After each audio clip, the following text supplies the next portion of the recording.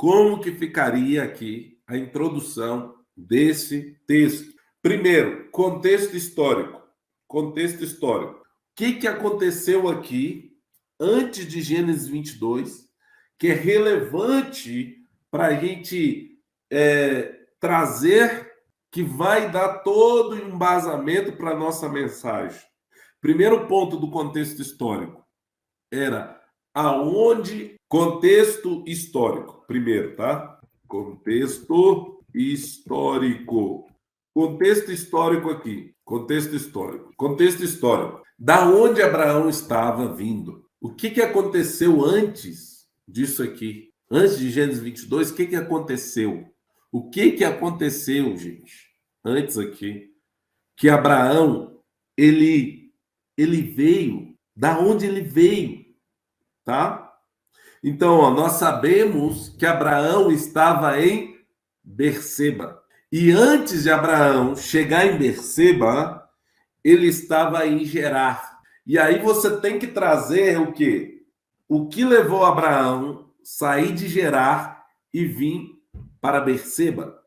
E o que aconteceu em Berseba antes de Deus pedir Isaac a Abraão? Primeiro contexto, tá bom? Depois, contexto geográfico. Contexto geográfico. Isso dentro da tua introdução, tá bom? Contexto geográfico. Berseba, de Gerar até Berseba, era aproximadamente 40 quilômetros. 40 quilômetros, tá? E aí você começa a especificar as qualidades, as características de Gerar, que fez Abraão sair de Gerar e vir para Berseba. Como foi as características de... qual eram as características de Berseba? Uma das características de Berseba, tá? Berseba era o quê, gente? Era o quê?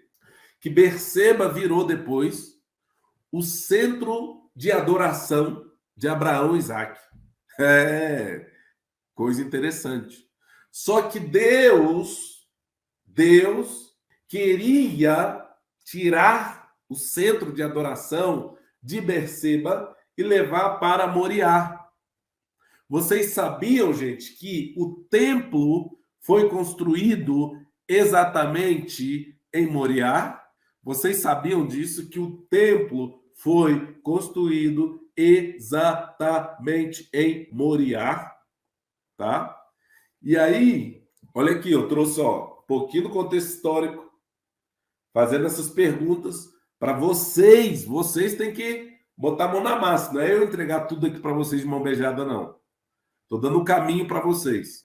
Aí eu falei do contexto histórico, contexto geográfico. Agora a gente entra o quê? Costumes e cultura. Cultura. Abraão era nômade. Abraão era nômade. O que é um povo nômade? Um povo que não tem moradia fixa. Fica andando para um lado para o outro de tenda, tenda, tenda, tenda, tenda. Tá? Abraão não tinha moradia fixa. Ele era um nômade. Um peregrino na terra. E quando ele ia peregrinar, era normal, os servos dele também acompanhavam ele. Então, os servos dele acompanhavam ele. Por isso que eu já vi muitos pregadores inventando um monte de besteira, falando um monte de tolice. Não, que os servos de Abraão estavam ali porque o diabo enviou os servos de Abraão para tentar impedir o milagre, não sei o que. Gente, isso é besteira. Meu Deus! Vamos parar de inventar besteira, gente. Vamos parar de inventar besteira. A cultura era essa. Aonde o Senhor fosse, ele tinha que levar servos para servir ele. Só que Deus não tinha nada com os servos de Abraão. Deus não tinha um encontro com os servos de Abraão. Deus marcou o encontro, foi com Abraão e Isaac. Então já aprende isso aqui. Aleluia. Vai ter vezes que Deus vai marcar um encontro com você, mas pela situação da tua vida, você vai querer levar outras pessoas que não fazem parte deste encontro para participar daquilo que Deus reservou para você? E Deus está dizendo para você: tem pessoas que não podem provar daquilo que você vai provar. Tem pessoas que não podem ver aquilo que você vai ver. Tem pessoas que não podem ouvir aquilo que você vai ouvir. Porque se Deus reservou para você, eles não vão entender. E quem toma posse dessa palavra aí? Aleluia, glória a Deus. Quem toma posse já dessa palavra? Glória a Deus. Foi por isso que os servos de Abraão não acompanharam ele até o final. Acompanharam só até onde ele quis, tá? Só até aonde ele quis. Glória a Deus, ó. Olha aqui, ó. Glória a Deus. Nossa irmã Edivânia, Você, irmã Valéria, é verdade, eu creio. Aleluia. Olha aí, ó. Eu tomo posse. Glória a Deus, meu povo. Isso é coisa boa do céu. Isso é coisa boa do céu. Por quê, meus irmãos? Porque muitas das vezes Deus, ele quer levar a sua fé a um nível maior. Deus, ele quer abrir a tua visão para algo muito maior. Mas muitas das vezes nós levamos bagagens desnecessárias. Levamos bagagens desnecessárias para o momento da nossa transformação. E Deus está te perguntando nessa tarde: qual bagagem que você está carregando que está atrapalhando a transformação que Deus quer fazer na tua vida?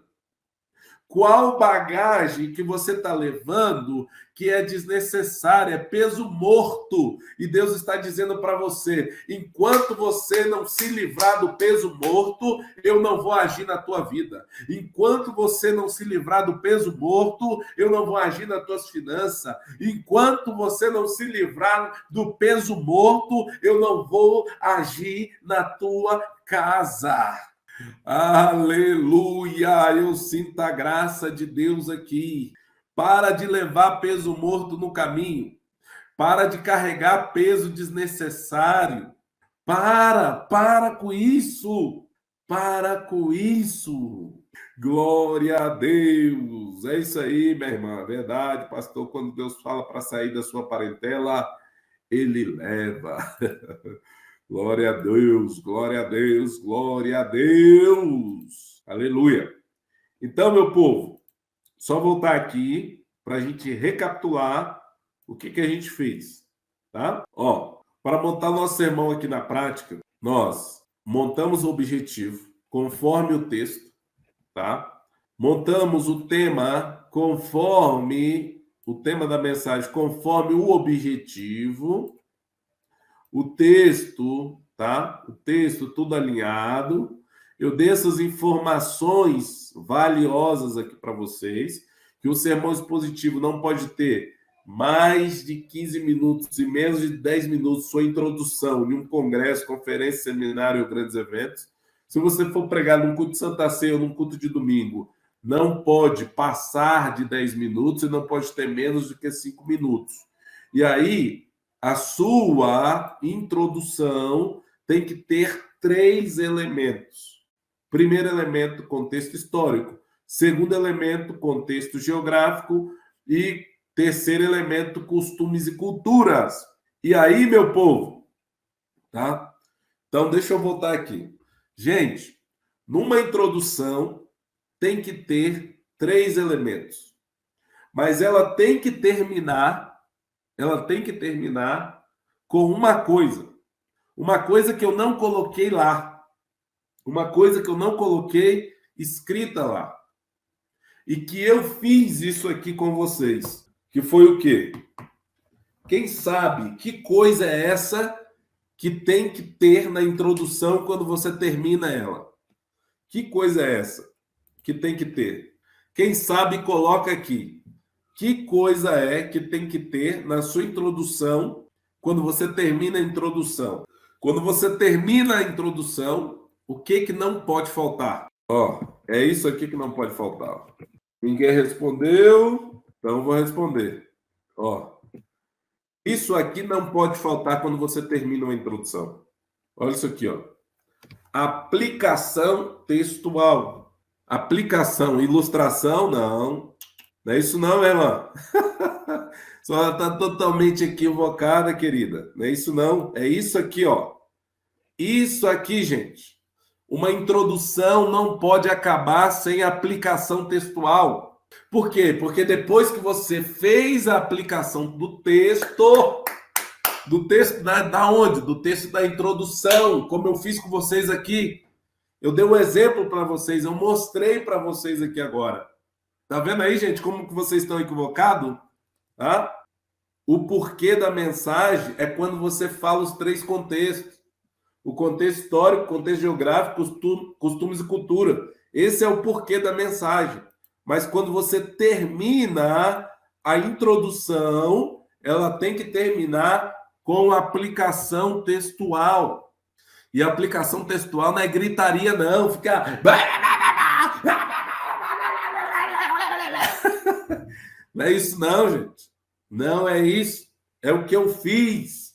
Completamente, irmã. Completamente. É isso aí que é o problema, gente. Ó. É isso aí que é o problema. Aí, quando eu falo do método do medo ao púlpito, aí vocês ficam bravos, fica me xingando depois, me xingando aí depois na internet. Teve gente lá no Facebook que ficou falando um monte de asneira. Como que você vai vender a palavra? Como que você vai... Eu não estou vendendo palavra, não, gente. Pelo amor de Deus. Eu estou ensinando o correto. O correto. Quem quer continuar no erro, aí fica travado, fica bloqueado. Tá? Então, eu estou ensinando o correto para vocês. Esse é o passo. Esse é o caminho. É aqui, é ali, tal, tal, tal. Aplicação textual. Aplicação textual. Sem isso aqui, vocês estão perdidos.